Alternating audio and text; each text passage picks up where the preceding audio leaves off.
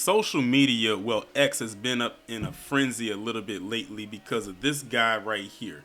Now, I wouldn't blame you if you had no clue who this person was, but this man's name is Bryant Rosado, and he is a person that attended the DNC, and he was interviewed by CNN. And, sometimes CNN will interview people, and they'll try to find out if they are undecided or not. Well, basically, they interview undecided voters or people who claim to be undecided. And a lot of people take that with a grain of salt because a lot of them feel like, oh, those people are just getting up there for attention. And truth be told, a lot of them are.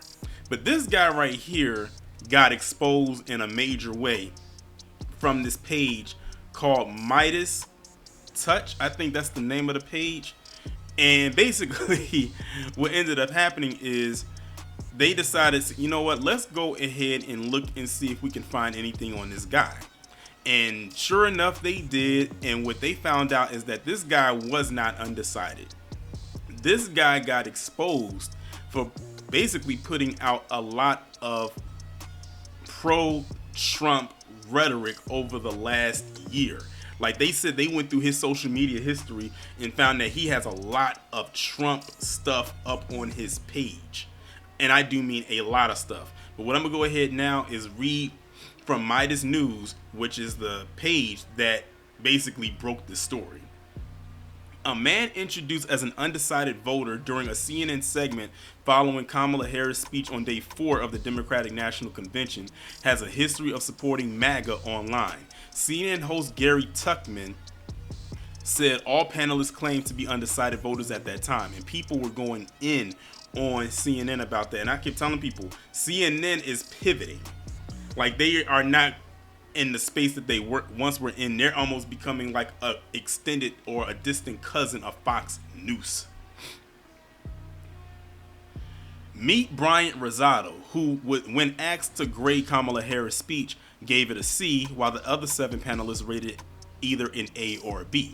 When asked to explain his grade, Rosado said, "She wasn't clear enough on the policies. She did speak a lot of her personal history, which was great, but I still don't feel like she's ready.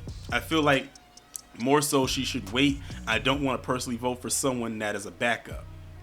Rosado then confirmed he wasn't ready to vote for Kamala Harris. Moments later, he raised his hand indicating that he was ready to make a commitment. When asked, he stated that he was now voting for Trump. Tuchman noted that Rosado told him he was undecided last week and asked what was it about tonight that made him choose Trump. He goes on to say, "Her speech was great. I like how she went into personal history again. It was just not moving for me." To which Tuchman responded, "But it made you think that Trump is a better candidate than her?"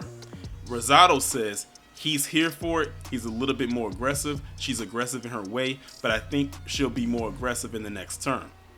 Tuchman ended it off with, "So Trump over Harris for you." The Trump campaign quickly seized upon Rosado's comments, using them as an attack on Kamala Harris. Several pro-Trump accounts amplified his comments across social media. Now let me pause right there. If y'all remember, I did a video recently about a black man who was airing out his grievances about how they keep trying to push black people to vote a particular way, and then I showed you the comments of how a lot of them amplified him and saying, oh, he's this and he's that, he's a hero and all this, that, and the third. I tell you, they do that all the time, especially when a melanated person, because this guy's last name is Rosado, so that should tell you right then and there. So I just say melanated. Says something like that because they feel that gives them some kind of a boost or some kind of a push, or they're trying to make it seem like they look a particular way outside of what they've been put out there in the forefront. They think they're slick, but they're not. And I have a feeling, before I even get back into this article, by them doing that, that's probably how his being a pro-Trump supporter while claiming to be undecided got exposed. So really, they didn't do him any favors. But let me go ahead and continue. Midas Touch has uncovered that despite telling CNN that he was an undecided voter who just decided to vote for Trump, Rosado has a substantial MAGA social media history, including a video of himself shooting an AK-47 which he purchased. An owner of such a weapon is unlikely to be undecided, as Kamala Harris has expressed support for banning assault weapons. Rosado's social media history, reviewed by Midas Touch, also reveals that he has been posting pro-Trump content for years. Midas Touch did not locate any posts indicating support for Kamala Harris or Democrats, but they did find numerous pro-Trump and MAGA Republican posts, and here's what they found. One was Trump's mugshot. It says on Twitter, Rosado retweeted Trump's mugshot multiple times. The retweet of Donald Trump's post of the mugshot contained a link to Trump's website, which redirected to a fundraising page. Now, as we all know, Trump's mugshot was posted around a year ago. So you're talking about almost 365 days ago.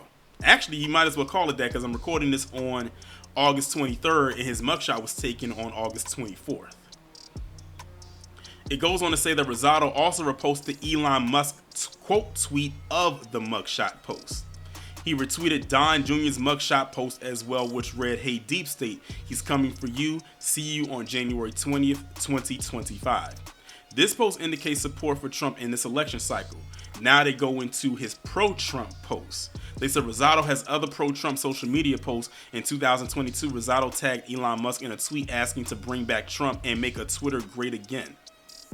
He retweeted a picture of Trump at Mar-a-Lago with another call to reinstate Trump on Twitter. And then they post the ones that they have there. And by the way, his username is Real Estate Guy. That's his username right there. And right there says bring back Trump. He put at Elon Musk and he put hashtag make Twitter great again on April 26, 2022.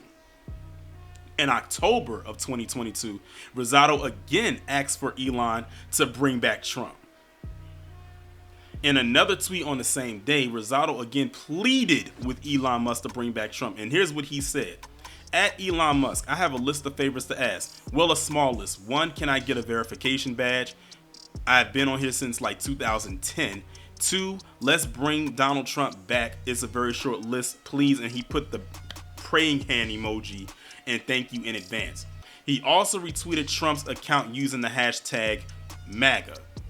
Rosado reposted Eric Trump's I Love Goya tweet after the CEO of the company associated himself with Trump. Then they went and looked at his Instagram follows, and on it says that he followed Donald Trump, Don Jr., and Candace Owens from his real estate business account. Rosado indicated disappointment that Vice President Mike Pence refused to overturn the Electoral College vote for Trump. Rosado replied, SMH or shaking my head, to a CNBC tweet on January 6 reporting that Mike Pence rejects Trump's call to overturn the Biden election. In October 2021, Rosado claimed the global reset was starting due to mass internet outages. The global reset is a conspiracy theory pushed by MAGA Republicans and QAnon supporters, claiming a secret cabal is attempting to reshape the world to their evil agenda. Rosado interacted with pro-Trump account Benny Johnson, criticizing AOC for comments about her Twitter account. Rosado wrote, super full of herself, tell her to pay the $8, and he put a clown emoji behind it. Rosado reposted an account claiming Elon Musk owned quote-unquote AOC.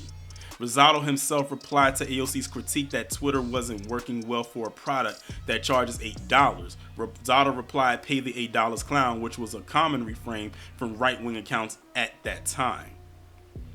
Then they go into what he said about Joe Biden.